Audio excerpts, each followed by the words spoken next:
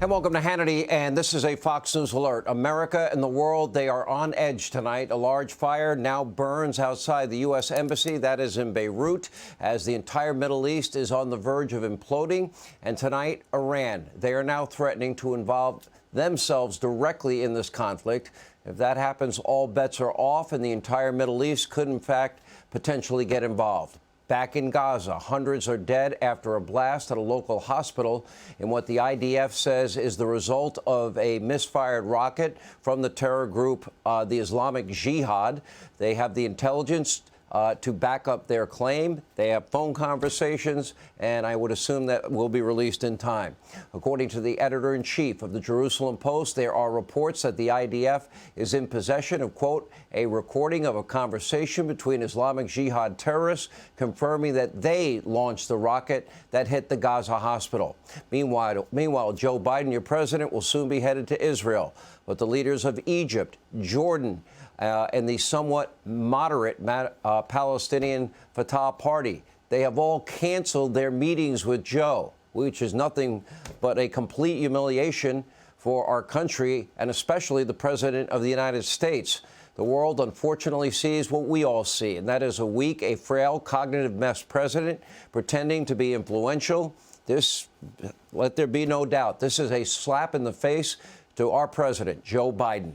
The Arab world is now blaming America and Israel for the apparent rocket attack on the hospital in Gaza. So is the Hamas caucus in Congress, led by, well, pretty radical, virulently anti-Semitic at times, Congresswoman Tlaib. More on that in a moment. That's now a provable lie.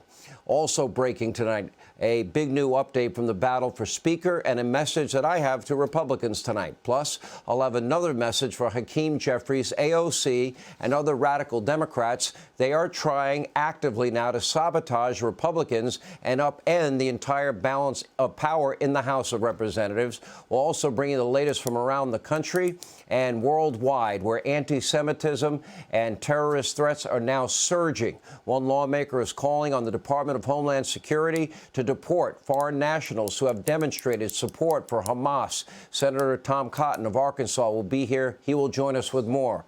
It is hard to believe, but there are thousands upon thousands of people living in our country, this country, who are now openly praising a terrorist organization and its barbaric attack last weekend. Coming up, Harvard law professor Alan Dershowitz will weigh in. Anti-Semitic students at his alma mater are now seeking donations to support, quote, their mental health after they faced a backlash and criticism for supporting Hamas, the terrorist group. I advise every American, do not donate a penny. Why? Harvard has billions and billions of dollars socked away.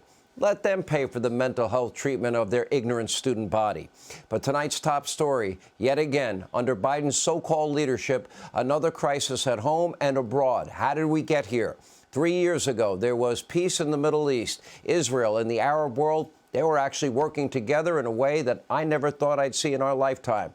You had the United States, you had Israel, you had Jordan, you had Egypt, you had Saudi Arabia, you had the Emirates, all aligned together to battle against Iranian hegemony in the region. Thanks to the Abraham Accords, Iran was isolated. Financially, they were destitute. They were unable to fund a terror war on a massive scale. On top of that, Donald Trump took out a man by the name of Soleimani, the architect of many terror attacks, including the killing of Americans in Iraq and elsewhere. That all seems now like a distant memory. As we speak, the region, it is in chaos. It is not a mystery as to why, after getting sworn in, the Biden administration almost immediately, frankly inexplicably, well, they eased sanctions against Iran. Tens of billions of dollars in oil revenue began pouring in. And can you guess what the mullahs of Iran, what do you think they might have done with that money? They spent it on their favorite activity. That's right, terrorism. They are the #1 state sponsor of terrorism. And that means supporting terrorist groups like Hamas, Hezbollah, the Islamic Jihad. They sent weapons, they sent rockets, they sent bombs. They even sent the Iranian Revolutionary Guard to prepare this attack in Gaza. And earlier tonight, a rocket blew up at this hospital in Gaza, killing hundreds of innocent people. It was a misfired rocket. It was intended for Israel from the terrorist group Islamic Jihad, according to IDF intelligence that they are now sharing with the world. But Iran's bloodlust is apparently not over. We now have tonight one high-ranking Iranian official is now threatening a preemptive strike against Israel in the coming hours.